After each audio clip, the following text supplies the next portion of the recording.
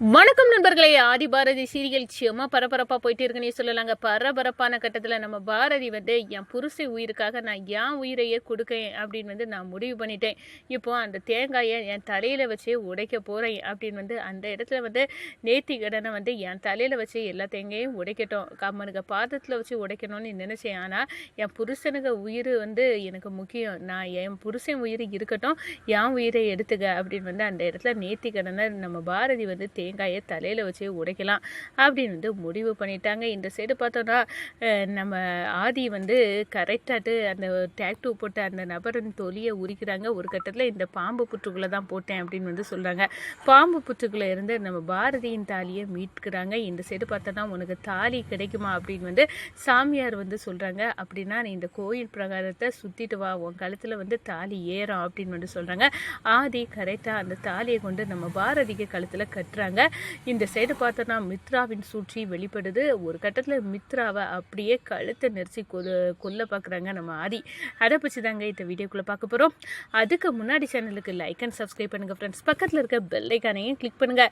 அப்போ தான் நான் போட்டுற ஒவ்வொரு வீடியோவும் நோட்டிஃபிகேஷனாக உங்களுக்கு கிடைக்கும். வாங்க ஃப்ரெண்ட்ஸ் வீடியோக்குள்ளே போகலாம்.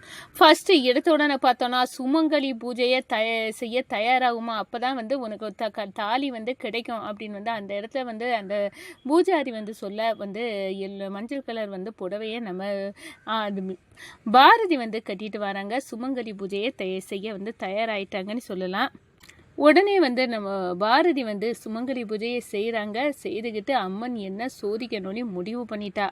அம்மனுக்கு நேர்த்தி கடன் பண்ணதுக்காக தேங்காயை அவளோட பாதத்தில் வச்சு உடைக்கணும் அப்படின்னு நினச்சிருந்தேன். இந்த பூஜை பண்ண முடியாமல் என் புருஷன் உயிர் போயிட்டுனா அதை என்னால் தாங்கிக்கவே முடியாது. என் புருஷன் உயிருக்காக என் உயிரை நான் கொடுக்கலாம் அப்படின்னு முடிவு பண்ணிட்டேன் அப்படின்னு சொல்ல நேரம் அப்படியே ஒட்டுமொத்த கூட்டமும் அரண்டு நிற்கிறாங்க. அம்மா நீ என் உயிரை எடுத்துக்க, என் புருஷன் உயிர் தான் எனக்கு முக்கியம் அப்படின்னு நம்ம பாரதி வாயிலிருந்து வருது. நம்ம பாரதியோட பாட்டி ஐயோ பாரதி இது என்ன வேண்டுதல் அப்படின்னு சொல்லிட்டு இருக்காங்க. அதே நேரத்தில் நம்ம மித்ராவின் பாட்டிக்கு கூட இந்த காலத்தில் இப்படி ஒரு பொண்ணா அப்படின்னு அந்த இடத்துல ஷாக்கிங்காக பார்க்குறாங்கன்னு சொல்லலாம். அதே நேரத்தில் மித்ராவுக்கு இது நல்ல வேண்டுதலாச்சு, இவளும் போய் சேரணும் ஆதியும் போய் சேரணும் அப்படின்னு அந்த இடத்துல ஸ்கெட்சை போடுறாங்கன்னு சொல்லலாங்க. தாலி இல்லாமல் அவமானப்பட்டு பூஜை செய்ய முடியாமல் வெளியே போகிறத விட புருஷன் உயிருக்கு ஆபத்து வந்துடக்கூடாது. கழுத்தில் தாலி இல்லாத மனைவி புருஷனுக்காக உயிரை கொடுக்கறதுல தப்பு இல்லை. புருஷன் உயிரை மீட்க இந்த பாரதி துணிஞ்சா அப்படின்னு இருக்கட்டும் அப்படின்னு அந்த இடத்துல சொல்கிறாங்க பாரதி. அந்த 108 தேங்காயையும் நான் சாமி அம்மன் பாதத்தில் உடைக்கணும்னு இருந்தேன். இப்போ என் தலையில் அந்த 108 தேங்காயும் உடைக்கட்டும், என் உயிரே போகட்டும், என் புருஷன் நல்லா இருந்தால் எனக்கு போதும் அப்படின்னு அந்த இடத்துல பாரதி வேண்டுதலை வைக்கிறாங்க. நான் இப்போ இந்த அம்மன் முன்னாடி தான் இருக்கேன். என் வாழ்க்கைக்கு பதில் சொல்ல வேண்டிய கட்டாயத்தில் இந்த அம்மன் இருக்கா, எல்லாத்தையும் இந்த அம்மன் பார்த்துக்கிடுவா அப்படின்னு அந்த இடத்துல எது நடக்கணுமோ அது நடக்கட்டும் அப்படின்னு பாரதியை துணிச்சலாக பூஜையை செய்ய ஆரம்பிச்சிட்டாங்க.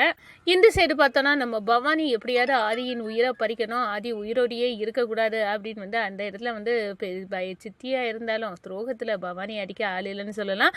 அப்படி ரவுடிகளை செட் பண்ணி விட்றாங்க. நம்ம பாரதியின் தாலியை இவன் மீட்டு வந்துடுவான், அதனால் இவன் இருக்கக்கூடாது, அந்த தாலியை அவளுக்கு கிடைக்கக்கூடாதுன்னா இந்த ஆதி இருக்கக்கூடாது அப்படின்னு ஸ்கெட்சை போடுறாங்க.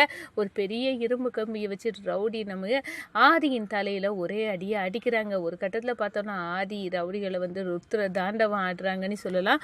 ஒரு கட்டத்தில் அந்த ரவுடி பாம்பு டேக்டூ போட்டு அந்த ரவுடியை பிடிச்சி தரன்னு இழுக்கிறாங்க. அப்போ தான் அந்த ரவுடியை பிடிச்சி நீ தான் என்னோட பாரதிக்கு தாலியை எடுத்த அப்படின்னு எனக்கு நல்லாவே தெரியும், சொல்லுடா தாலி எங்கே, என் பாரதியோட தாலி அப்படின்னு கேட்க நேரம் அந்த தாலியை நான் தான் எடுத்து அதை கையில் வச்சிக்க முடியாது அப்படின்னு அந்த புற்றுக்குள்ளே பாம்பு புற்றுக்குள்ளே போட்டேன் அப்படின்னு அந்த இடத்துல சொல்லுறாங்க. பாரதி கவலைப்படாதுங்க பாரதி, என் உயிரை விட்டாது இந்த தாலியை நான் உங்ககிட்ட கொண்டு வருவேன் அப்படின்னு அந்த இடத்துல ஆதி புற்றுக்குள்ளே கையை விட்டு தாலியை நோண்ட ஆரம்பிச்சிட்டாங்க அப்படின்னே சொல்லலாங்க.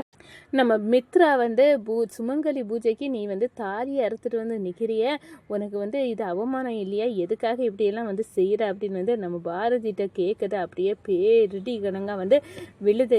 என்னானாலும் பரவாயில்ல, என் உயிரை கொடுத்தாலும் என் புருஷனை மீட்கணும், நான் அதுக்கு தான் இருக்கேன், உனக்கு நெத்தியடி அடிப்பேன் மித்ரா அப்படின்னு பாரதி நினைக்கிறாங்க. இப்போ அந்த 108 தேங்காயும் என் புருஷன் உயிரை மீட்கணும்னா நான் உடைச்சே ஆகணும், என் தலையில் சாமி இந்த 108 தேங்காயை பூஜையும் வேண்டுதலுக்காக வந்து உடைங்க அப்படின்னு வந்து சொல்லி நம்ம பாரதி வந்து இருந்துட்டாங்க. ஒரு கட்டத்தில் பார்த்தோன்னா பூஜாரியும் தேங்காயை உடைக்க ஆரம்பிக்காங்க. தேங்காய் ஒவ்வொன்றும் உடைக்க நேரம் இவங்க எல்லாம் அப்படியே பார்த்து மிரண்டு போய் நிற்கிறா மித்ரா. இந்த பாரதி நல்ல துணிச்சல்காரி தான், ஆனால் நான் அதை விட துணிச்சல்காரி. இந்த பாரதி செத்தாலும் பரவாயில்ல, இவளுக்கு அந்த தாலி கிடைக்கக்கூடாது அப்படின்னு வந்து ஆக்ரோஷமாக வந்து நிற்கிறாங்க நம்ம மித்ரா.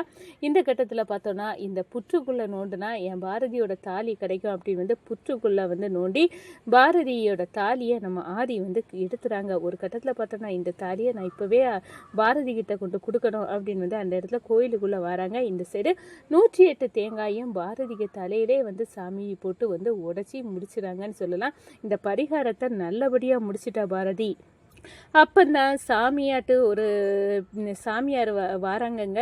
நம்ம சாமியே வந்து அவர் மேலே இருக்கு அப்படின்னு சொல்லலாம். அந்த சாமியார் வந்து பாரதி நீ வந்து 108 தேங்காயும் தலையில் உடைச்சி பரிகாரத்தை நல்லபடியாக முடிச்சுட்ட. அந்த சாமியே இறங்கி வந்து சொல்லுது, உனக்கு கழுத்தில் அந்த தாலி ஏறும், அந்த தாலி உன் கழுத்தில் ஏறன்னா நீ இப்போ கோவில் பிரகாரத்தை ஒரு வாட்டி வந்து சுற்றிட்டு வா அப்படின்னு வந்து அந்த இடத்துல சொல்லுறாங்க. சுற்றி வந்துட்டு நீ அந்த கோயிலில் உள்ள குளத்தில் வந்து முங்கி எந்திரி, அது பிறகு உன் கழுத்தில் தாலி வரும் அப்படின்னு வந்து இதுதான் அந்த அம்மனோட வாக்கு அப்படின்னு வந்து சொல்ல நேரம்.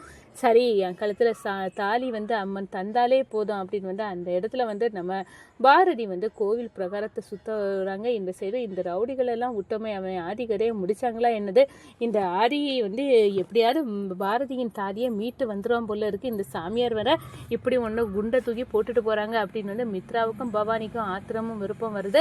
ஒரு கட்டத்தில் பார்த்தோன்னா எப்படி வந்து என் தாலியை மீட்கிறேன்னு பாரு மித்ரா, பவானி உங்களுக்கு எல்லாம் நெத்தியடி தாரேன் அப்படின்னு வந்து கோயில் பிரகாரத்தை சுற்றிட்டு வந்து குளத்தில் வந்து முங்கி நம்ம பாரதி வந்து எந்திரிக்காங்க. அந்த நேரம் தான் நம்ம ஆதி வந்து கையில் தாலியோடி வந்து நிற்கிறாங்க. ஒரு கட்டத்தில் பார்த்தோன்னா ஆதியை கெட்டி பிடிச்சி உங்களுக்கு ஒன்றும் ஆகாது, நீங்கள் நல்லா இருக்கணும் அப்படின்னு வந்து நம்ம பாரதி வந்து சொல்கிறாங்க.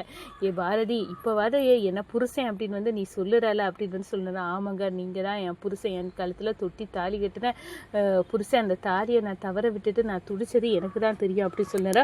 கவலைப்படாத பாரதி, அந்த தாலியை நான் மீட்டுட்டு வந்திருக்கேன் அப்படின்னு வந்து அந்த இடத்துல நம்ம பாரதி கழுத்தில் வந்து நம்ம ஆதி வந்து சூப்பராக தாலி கட்டுறாங்க. இந்த சைடு பார்த்தோன்னா மித்ரா பவானி அப்படியே ஆத்திரத்தில் வந்து அரண்டு நிற்கிறாங்க. அப்போ தான் வந்து நம்ம மித்ரா கிட்ட நந்தினி சொல்கிறாங்க, நான் நினச்சேன் இப்போ அது எல்லாமே உண்மணி வந்து தெரிஞ்சுட்டு, இந்த பாரு மித்ரா, இனியும் இந்த பாரதியோட வாழ்க்கையில் நீ வராத, சாமியே வந்து அவளுக்கிட்ட இருக்கு அப்படின்னு தான் சொல்லுவேன். ஏன்னா எல்லா விஷயத்தையும் அவள் கரெக்டாக தான் வந்து பண்ண மாதிரி இருக்குது. நீ வந்து எதுக்கும் இந்த பாரதி விஷயத்தை இப்படி வந்து யோசிக்காத, போடி பைத்தியக்காரி, இவ எந்த எல்லைக்கு போனாலும் நான் இவளை விட போகிறதில்ல அப்படின்னு வந்து அந்த இடத்துல நினைக்க நேரம் நம்ம ஆதி வந்து பாரதி கழுத்தில் தாலி கட்டிட்டு நேராக வந்து மித்ராவியக்கு சூழ்ச்சியை தெரிந்து மித்ராவின் கழுத்தை பிடிச்சி நெரிக்க ஆரம்பிச்சிட்டாங்க அப்படின்னு வந்து சொல்லலாங்க.